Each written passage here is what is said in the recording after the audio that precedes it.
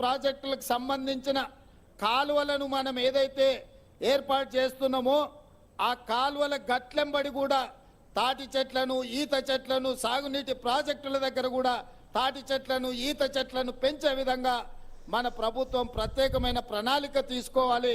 దీనికి సంబంధించిన కార్యాచరణను కూడా శ్రీధర్ బాబు గారు మిత్రుడు ఇతర అధికారులతో మాట్లాడి ప్రభుత్వానికి ఒక నివేదిక తీసుకొస్తే తప్పకుండా ఈ కుల వృత్తిని కాపాడడానికి అవసరమైన చర్యలు చేపట్టడం జరుగుతుంది అని చెప్పి నేను ఈ వేదిక మీద నుంచి విజ్ఞప్తి చేస్తున్నా.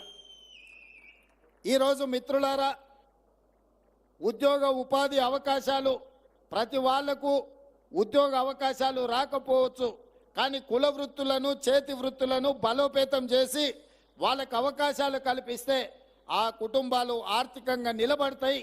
ఆ కుటుంబాలు ఆర్థికంగా నిలబడితే వాళ్ళ పిల్లలను చదివించుకోవడానికి అవకాశం ఉంటుంది. వాళ్ళ పిల్లలు ఇవాళ మా గౌడన్నలు కానీ మా చేనేత కార్మికులు కానీ మా అదేవిధంగా రజక సోదరులు కానీ ఇవాళ వడ్డెర్ల నుంచి మొదలు పెడితే ప్రతి వాళ్ళు వాళ్ళ పిల్లలని బాగా చదివించుకోవాలని ఆలోచన చేస్తున్నారు. అందుకే నేను కుల వృత్తులు చేతు వృత్తుల మీద ఆధారపడ్డ మా సోదరులకు నేను విజ్ఞప్తి చేస్తున్నా, పిల్లలను బాగా చదివించండి. మీ పిల్లలు, మీరు మీ తాతలు మీ ముత్తాతలు కుల వృత్తిని నమ్ముకొని బ్రతికినరు. ఆ వృత్తి తప్ప మీకు ఇంకో వృత్తి రాకపోవడం వల్ల ఆర్థికంగా దెబ్బతింటున్నారు. కానీ మీ పిల్లలను తప్పకుండా ప్రతి కుటుంబంలో మీ పిల్లల్ని కుల వృత్తికి అంకితం చేయకుండా వాళ్ళను బాగా చదివించండి. వాళ్ళు డాక్టర్లు, లాయర్లు, ఇంజనీర్లు, ఐఏఎస్లు, ఐపీఎస్లు కావాలి. ఈ తెలంగాణ రాష్ట్ర పునర్నిర్మాణంలో భాగస్వాములై శాసనాలు చెయ్యాలి, శాసనసభ్యులు కావాలి, చట్టాలను చేసే స్థాయికి వాళ్ళు ఎదగాలి. అప్పుడే పాలితులుగా ఉన్న బలహీన వర్గాలు పాలకులుగా మారుతారు. పాలకులు కావాలంటే చదివే ఏకైక మార్గము. మీ పిల్లల్ని బాగా చదివించండి. రంగారెడ్డి జిల్లాలో ఒకప్పుడు భూములకు విలువ లేకుండే. మా గౌడన్నల దగ్గర భూములున్నా వాటి విలువ చాలా తక్కువ ఉండే. కానీ ఐటీ కంపెనీలు, ఫార్మా కంపెనీలు వచ్చి ఔటర్ రింగ్ రోడ్ వచ్చిన తర్వాత కాంగ్రెస్ పార్టీ వీటన్నిటిని అభివృద్ధి చేసిన తర్వాత ఇవాళ మీ భూముల విలువ పెరిగింది. ఇవాళ రంగారెడ్డి జిల్లాలో భూమి దేశంలోనే ఎక్కడ లేనంత విలువ, 100 కోట్లకు ఎకరం అమ్ముడుపోయే భూమి ఎక్కడైనా ఈ భూమి మీద ఉంది అని అంటే అది రంగారెడ్డి జిల్లాలోనే అని చెప్పి నేను ఈ సందర్భంగా చెప్పదలుచుకున్నా. భవిష్యత్తులో మా ప్రభుత్వం ప్రణాళికబద్ధంగా అభివృద్ధి చేయాలని ఆలోచన చేస్తుంది. ఔటర్ రింగ్ రోడ్డుకి ఇంకొక RRR రీజనల్ రింగ్ రోడ్డు నిర్మించాలి అని కేంద్ర ప్రభుత్వం నుంచి అనుమతులు తెచ్చినాం. 360 కిలోమీటర్ల చుట్టూతా తెలంగాణను మొత్తం ఒక వడ్డానంగా మనము రీజనల్ రింగ్ రోడ్డుని తెచ్చుకున్నాము. రీజనల్ రింగ్ రోడ్డుతో పాటు రేడియల్ రోడ్స్ కూడా మనం అభివృద్ధి చేసుకుంటున్నాము. అప్పుడు రంగారెడ్డి భూములు బంగారం అవుతాయి.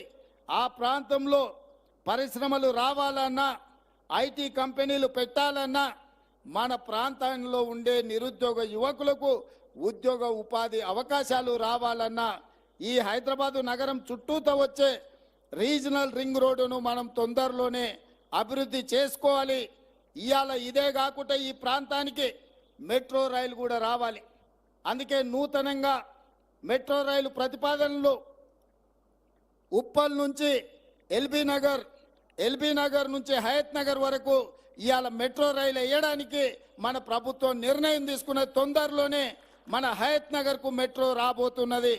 ఎల్బీ నగర్ నుంచి ఓవైసీ హాస్పిటల్ నుంచి చాంద్రాయణగుట్ట నుంచి P3 రోడ్, అక్కడి నుంచి అంతర్జాతీయ ఎయిర్పోర్ట్ వరకు ఇవాళ మనం మెట్రోని ఏర్పాటు చేసుకోబోతున్నాం.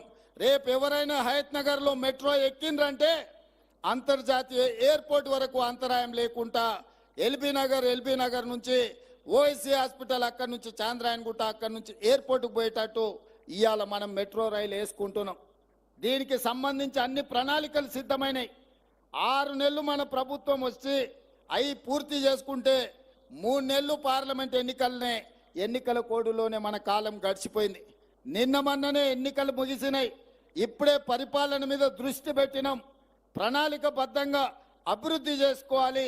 అదేవిధంగా మహేశ్వరం ప్రాంతంలో ఏదైతే 25,000 ఎకరాల భూసేకరణ జరిగిందో మొత్తం ఐటీ ఫార్మా కంపెనీలు పెడితే మన ప్రాంతం అంతా కలుషితం అవుతుందన్న ఆలోచనతోని అక్కడ వివిధ అభివృద్ధి కార్యక్రమాలు తీసుకెళ్లాలని, అక్కడ యూనివర్సిటీలు పెట్టాలని, అక్కడ ఐటీ కంపెనీలను పెట్టాలని, అక్కడ పెట్టే ఫార్మా కంపెనీలలో కూడా పొల్యూషన్ లేకుండా ఓన్లీ టాబ్లెట్స్ తయారు చేసే కొంత భాగమే ఇవ్వాలని, ఎలక్ట్రిక్ కార్లను ఉత్పత్తి చేసే పరిశ్రమలను తీసుకురావాలని, బ్యాటరీలను తయారు చేసే పరిశ్రమలను తీసుకురావాలని, అక్కడనే స్పోర్ట్స్ యూనివర్సిటీ పెట్టాలని, అక్కడనే మెడికల్ హెల్త్ హబ్ క్రియేట్ చేసి మెడికల్ టూరిజంలో ప్రపంచంలో నుంచి ఎవరికి ఏ వైద్యం కావాలన్నా మన హైదరాబాద్ ఎయిర్పోర్ట్ నుంచి మన రంగారెడ్డి జిల్లాలో ఒక మెడికల్ టూరిజంని అక్కడ ఎస్టాబ్లిష్ చేయాలని ప్రణాళికలన్నీ మా మిత్రుడు IT and industries minister Sridhar Babu గారు ప్రణాళికలు సిద్ధం చేస్తున్నారు.